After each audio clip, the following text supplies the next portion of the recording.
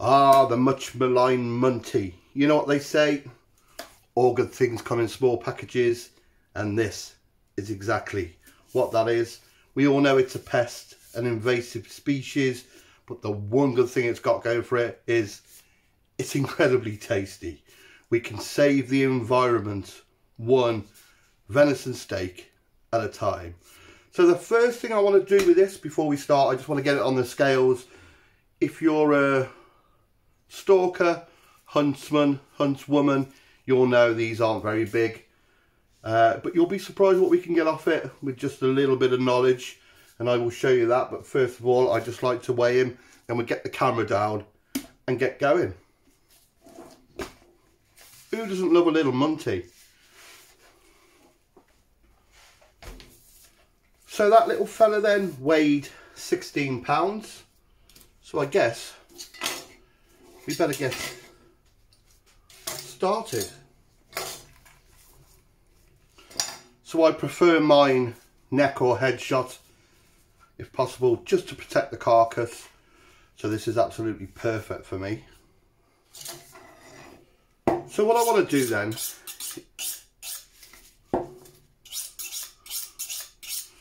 is break this down into its primals of its shoulders, the saddle and the horn. So we'll bring the camera down and we can get a better close-up.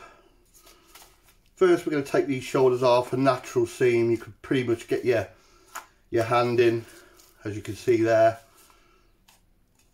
Now the shoulder on something like a Munty, very small, predominantly goes for mince or stew, so you haven't got to be too fussy. As you can see, I'm just opening it up. It doesn't take a lot of work. Just catch that blade bone. And that gives us our two shoulders. Next, I'm going to take these haunches off. What I'm going to do is just open that breast up just to expose those lovely little fillets in there. So they end up in the leg. I'm going to go about there.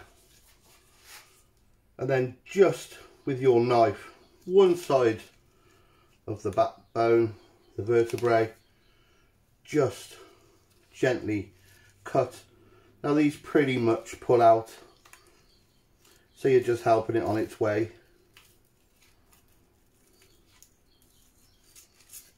We have one, very small, but perfectly formed.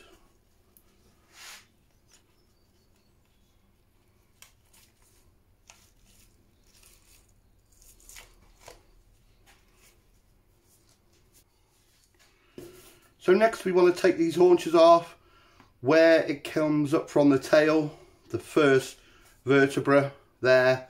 We go to the second one. Just feel for it with the tip of your knife. Just mark it.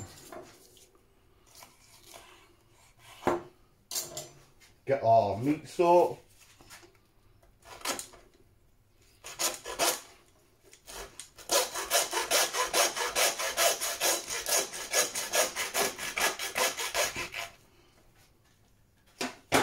Through the bone.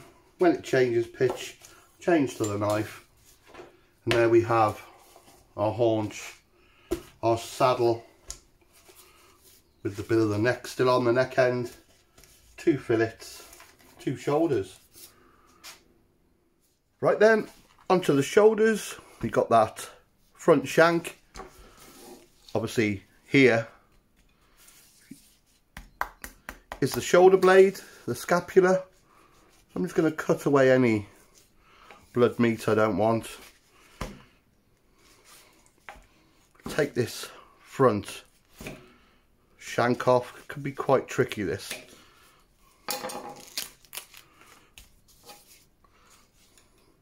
So if you find it difficult, just use a saw. Won't make no difference because it's all going into the trim pile. So a tiny little shin or hock, just with the point of your knife. following the bone. Either side can be quite fiddly, as you can imagine. It's not the biggest creature to work on. But at the end of the day, don't be too fussy here. It is all trim.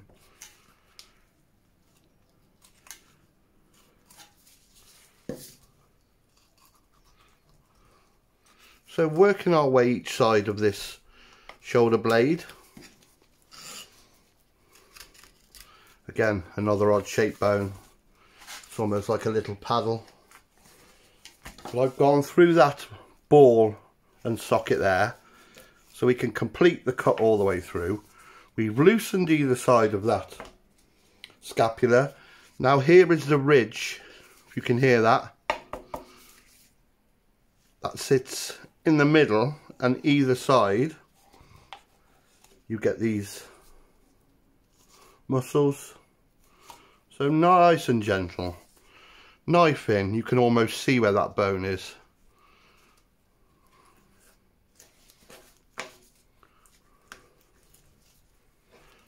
So down, and then almost your knife horizontal. As you can see, comes off really easily. Nice sharp knife. And that is the shoulder blade gone. And then basically here, what would be the upper arm.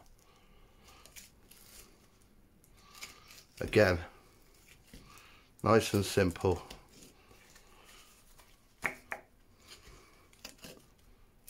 Nice straight bone to get out. Always just using the tip of your knife. It may look like all the knives going in, but I'm only ever using that tip when I'm boning out. And that gives us all that. So we repeat with the other one. Another way you can do it is just hold them meat and basically just what I like to call shave the meat off. But I don't want to keep repeating myself, but you really haven't got to worry about being so clinical with this shoulder, because it is all going through the mincer, sausages, burgers. So again, we come to the shoulder blade, and like before, just expose it. Again, you can just see I'm just using the tip of my knife there.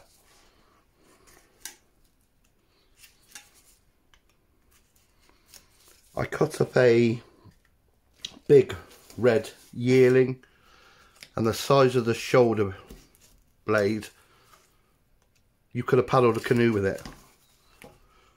So just again through that ball and socket, off, over.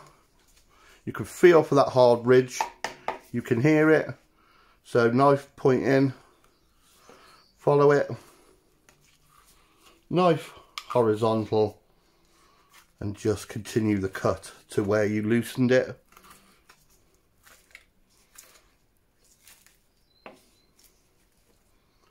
And then repeat with the other side. Nice and simple, take your time, no rush. At the end of the day, what I tell a lot of people is everything can be remedied. You haven't got to worry about it, especially if it's your first time. The main thing is you have a go.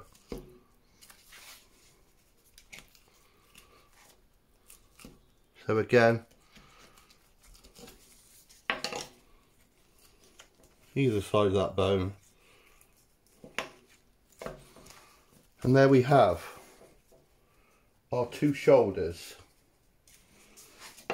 ready to process, which we'll come back to.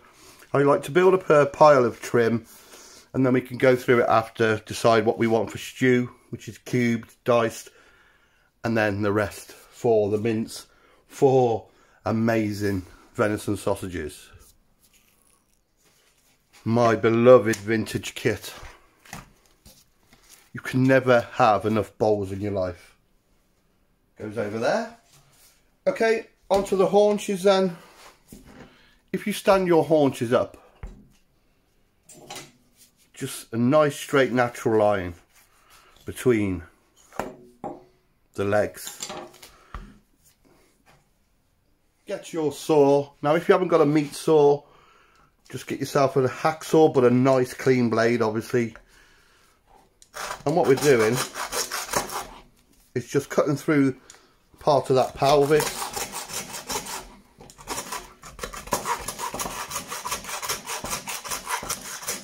And then we're following on down straight through the tail.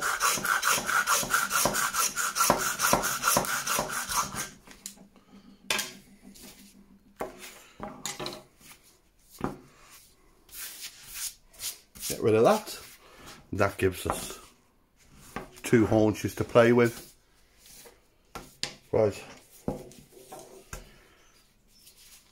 So if we look here, I love this little shank. Not quite big enough for one, if you wanted to do a lovely braised shank, but we'll take them off anyway to show you. There's like a natural bend, you can just feel it in there. Get your knife in, nice and straight, give it a wiggle.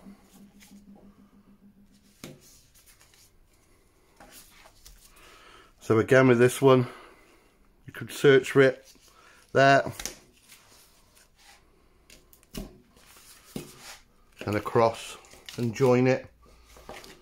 There's 2 lovely little shanks, but like I say, a bit small, so through the Achilles. I should take these off the bone and make them into burgers. I mean, I've just made one of the best venison sausages I've ever made. Venison and chili. So when I see things like this now, I think, oh, standing over it for 3 hours in a pot, or sausages in a pan. It's a win-win. So again, just stripping this off this bone, you can pretty much see the structure. There's that one muscle that side. Give my blade a quick sharpen.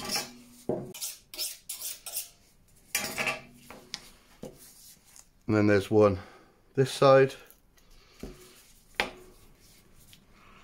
Or you could just go in what we like to call a slash job and just get it off any way you like. Just keep your hands out of the way. But that's those lovely little shins into the pile. So next up are these dinky little haunches. Now several things we can do with these.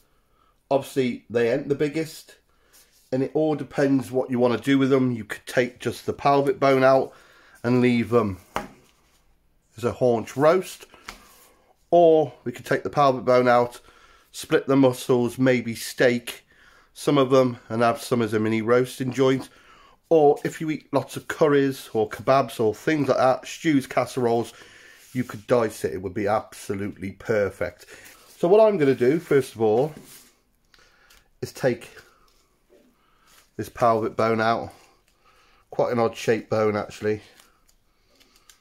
The hip bone, or as we call it in the trade, the H bone. So it's got a ball and socket in here, which I'll just expose the tip of that femur, the thigh bone. Basically, again, just with the tip of your knife and with your other hand pull it away.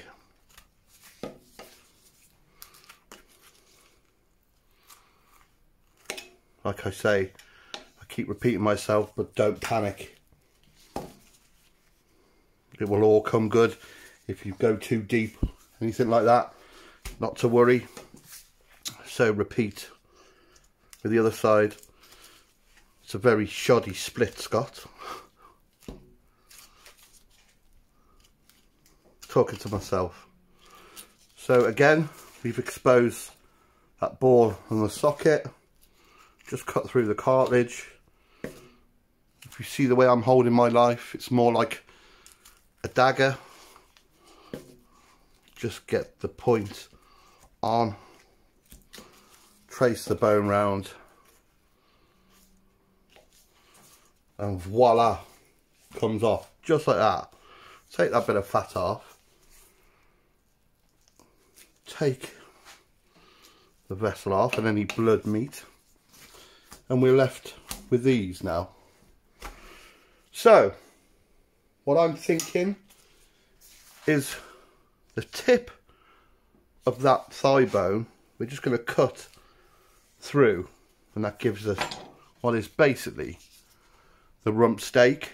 So you could get 2 nice steaks off that, or just leave it as it is. If you look, we take 2 off, 1 each on a plate, medium rare, absolutely perfect. Put those to one side a minute. Right then, what I like to call the road map, you can see there's a seam there. So just go in again, always with the point of the knife, and you will actually join the thigh bone in there. You'll see it in a minute starting to appear. You could just invert your knife a little bit. Hardly any cutting involved, nice and steady, take your time, as you can see there. Now just through the patella, which is the kneecap there, and just with no pressure begin to cut, and you'll come to that seam that leaves you one little thick flank or knuckle, and then our silver side and our top side attached. So I'll show you that again. You can literally see where we're going, so just stretch it, tip of the knife, and you'll come right onto that thigh bone. Again, repeating the process through that kneecap, and then no pressure. Look, I'm just riding the knife over that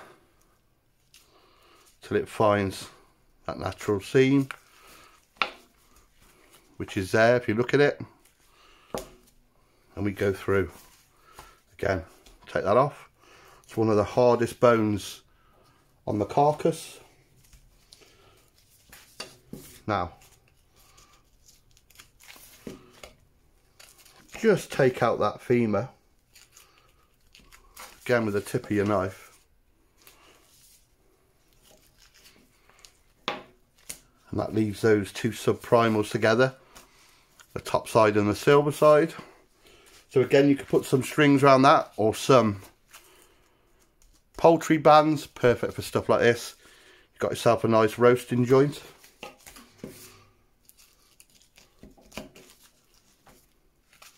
Nice and steady.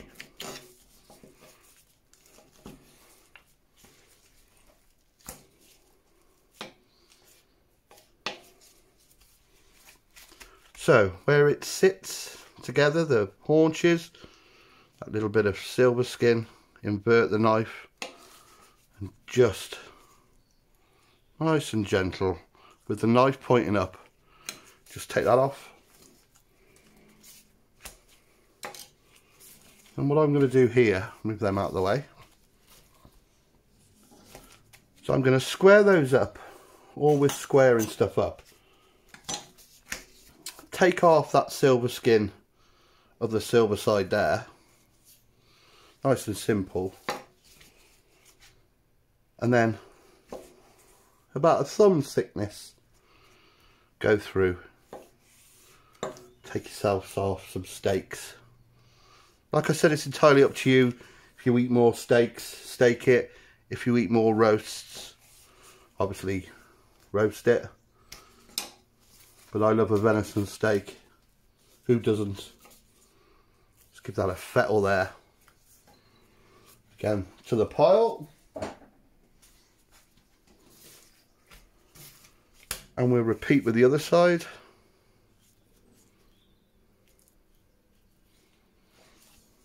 Take it off. Always squaring off. Got a little sharpen. Nice ring on that. And again, about a thumb thickness. We work our way through. Get 3 good ones. And maybe a 4th little dinky one.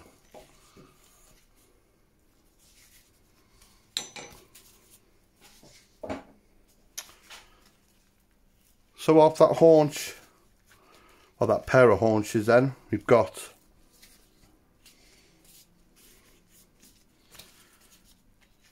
eight nice steaks.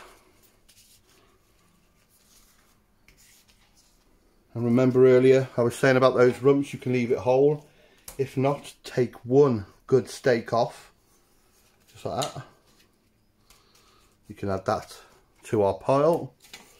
And repeat with the other side. So one nice thick one. So there we have, off those 2 little haunches, 10 lovely little steaks. Right, they can go over there. So onto these little thick flanks then. You could, if you wanted to, roast these, but they are absolutely tiny. What I'm going to do is just take that flap off. Now if this was a bigger species, they would be a decent size. So you got to think to yourself, do I want to go to the hassle of cooking these like this? Or do we put it into something easier? I'll just show you a school of thought. You can split it down the middle.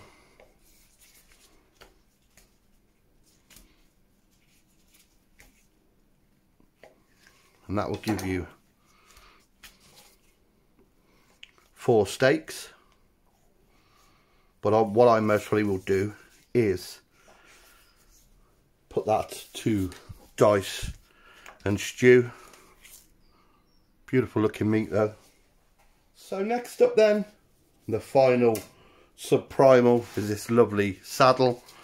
So we got the infamous backstrap, the loin fillet, going into the neck. And what I like to do is just cut that neck off there. Now there are fillets in the neck, but they are going to be just slightly tougher.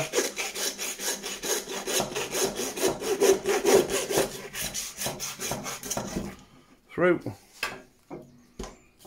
Oh, cut.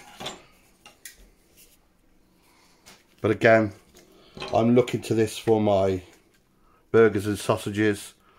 So again, a slash job literally here is get it off the bone.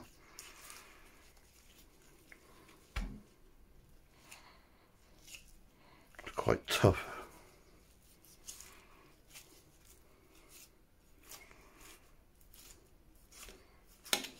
Whatever we can take off this. There's that paddy whack appearing. That muscle that keeps the head up. So yeah, don't be too fussy here. Just get all the meat off the bone. Doesn't look pretty. It ain't pretty. There's one of the neck fillets, just going down that, following the vertebrae.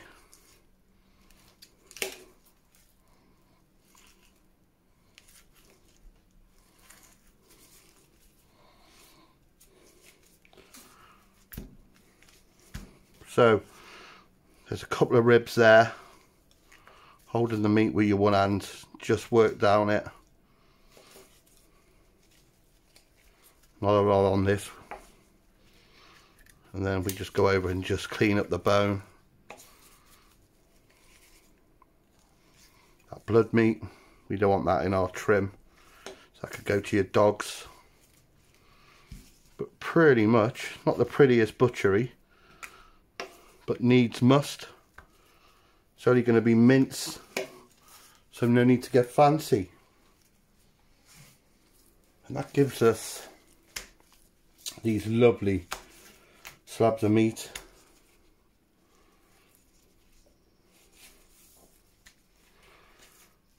So there's a couple of them neck fillets. Again, I'm just going to dice mine. If it was on a bigger species, I know I keep saying that, maybe would use them for something else. Curries, absolutely ideal for curries. Get rid of that, and that goes in our ever-growing trim pile. So on to the star of the show. So what I want to do then is I want to take these, what are the breasts, off. Always tricky with Muntjac sawing because it hasn't got a lot of integrity. As you can see, there's no covering over those ribs, so it can be quite difficult. So just take your time. And the reason we do this, it will make it easier to get that backstrap off. It'll be cleaner.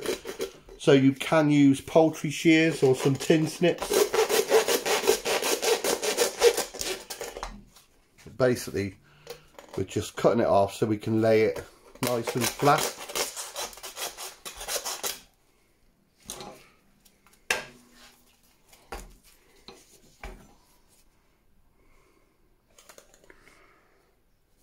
So we're just guessing.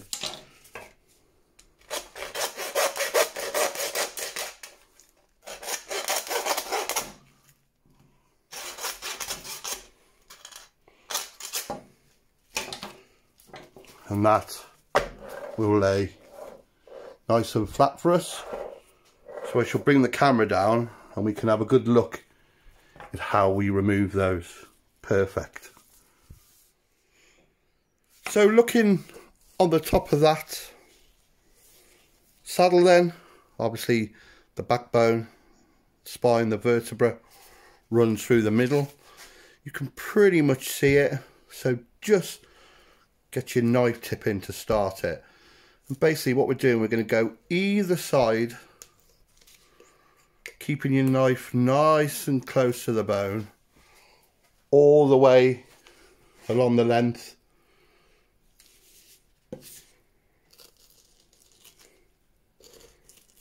Just like that, nice and simple.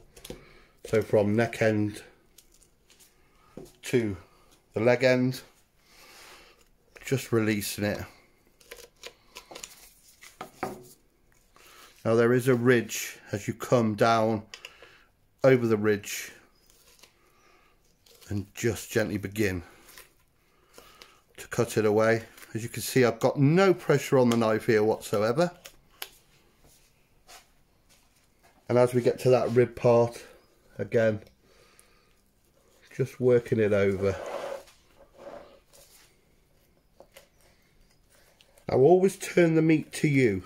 Don't get dancing around the meat. Turn the meat where it's comfortable for you. As you can see, I'm just going over the last of those ribs. Now I have got the whole of that back strap there. So all that's safe.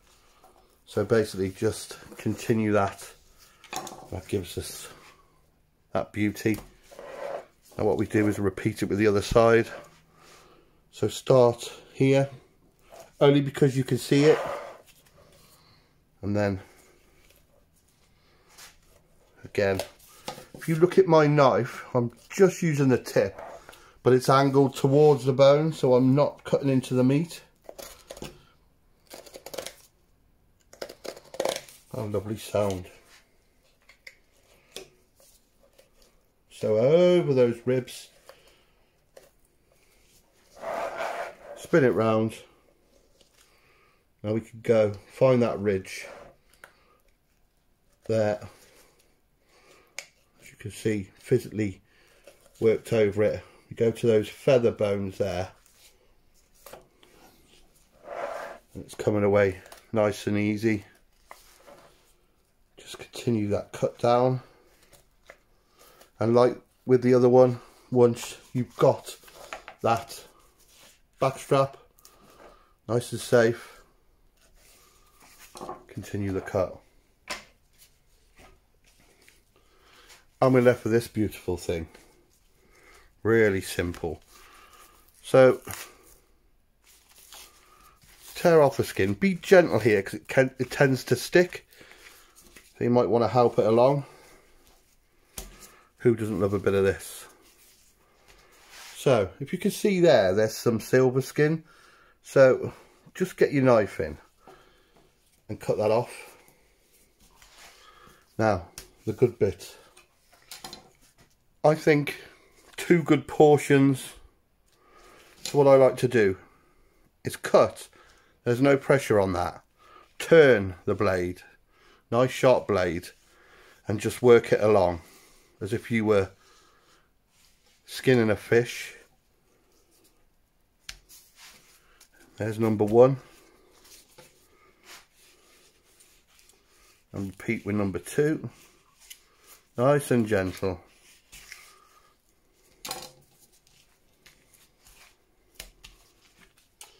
Now we can have a look what we got. Square it off.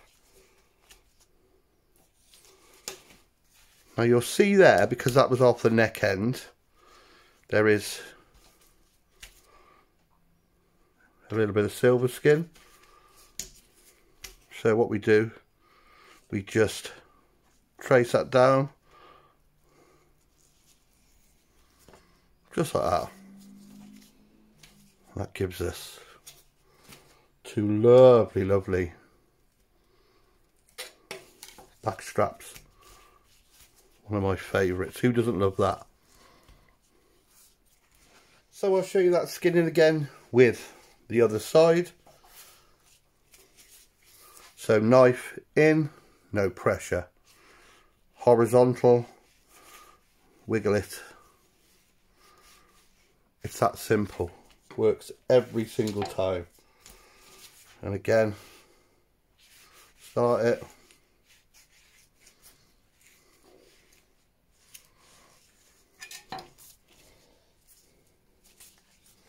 That gives us those lovely, lovely back straps. Again, like before, because we went into the neck, we got that bit. Now the reason I'm taking that off is because it will be a little bit tough, will also curl up as you cook it. So yeah.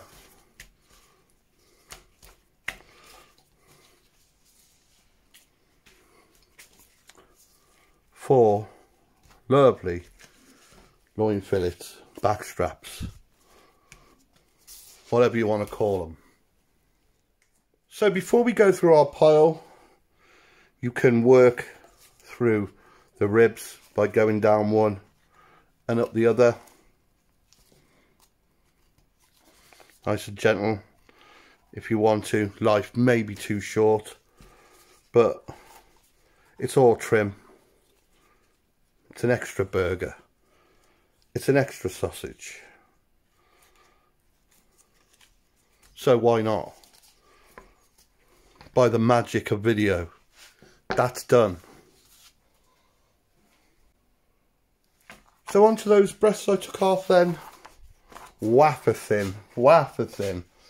It's just a case of your knife almost horizontal, just cutting it away, and with your hand. Again, don't be too fussy. It's only going through the mincer, so whatever you can get off. That's where the stomach was split, so it's dry. So we'll take that off, add to the pile. Repeat with t'other one.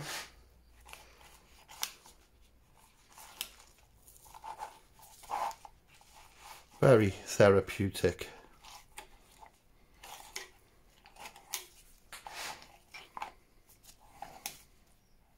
Nice and simple.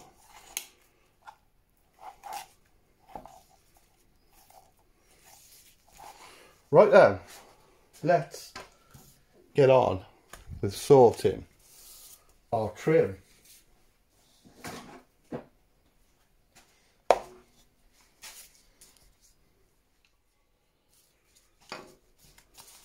Okay then, let's have a look what we got. I think we'll put our bowl there. Now, I get asked this a lot, how do you know what's trim? Basically mince. What do you know what to dice? So it's quite simple, the rule. Use your eye. If it looks big enough to get a cube of meat off, so example, those muscles we took off the shoulders, we square that up, put that in there, and we split that.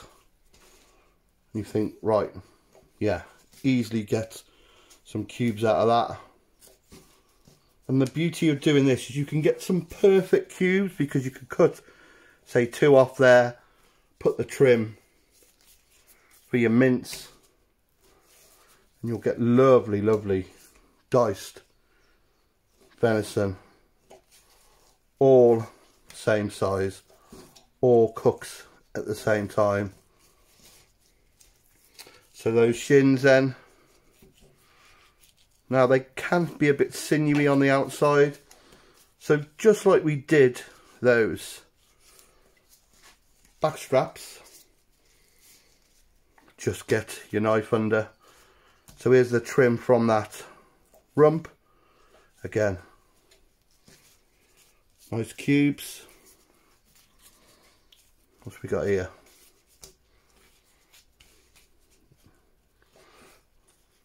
I think that's off the haunch.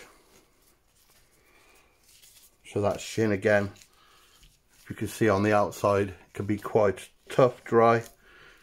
Just skin it.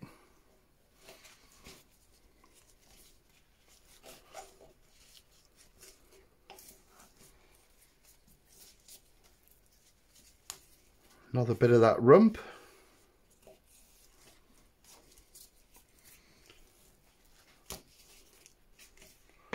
Again, the shoulder muscle. Just have a look at it. I think, yeah, that'll do. In half. Take one off there. And that's it really. That's as simple as it is. Just work through it.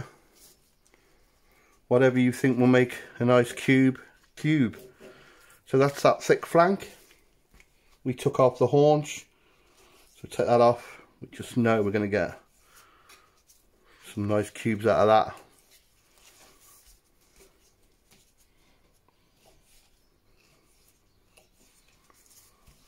It's growing nicely, the pile. And then I'll put all the trim through the mincer. And then we'll put it all together.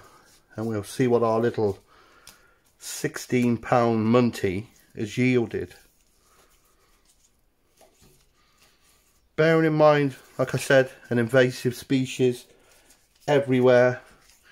We're doing the environment a favour, but with a little time. Watch this video, take your time, don't worry about the process. You'll be able to get a good few meals for your family. Final bit.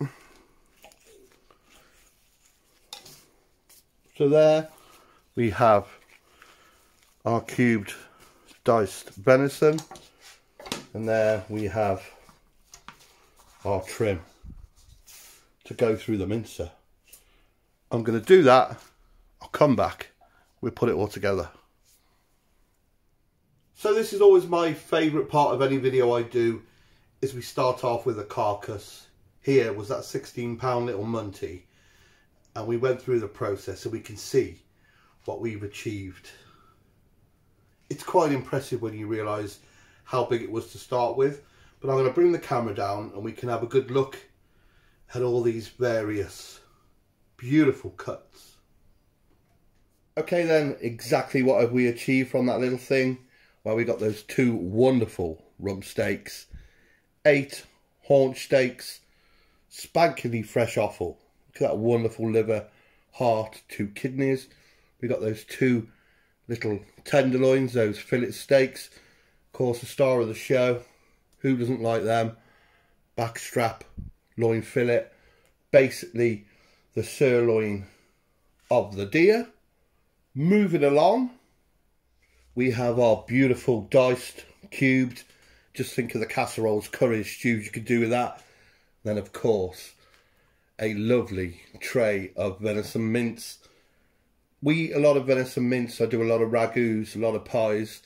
I mean, at the end of the day, out of that little Muntjac, there is quite a few meals here. And it's easy to do. You can do it.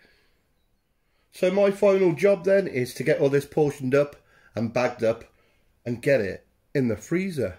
All these lovely meals to look forward to. I hope you've enjoyed watching this and do give it a go. Just remember, take your time, don't panic, don't worry, and you too can achieve this. I've been Scott Ree. Thank you for watching. Take care.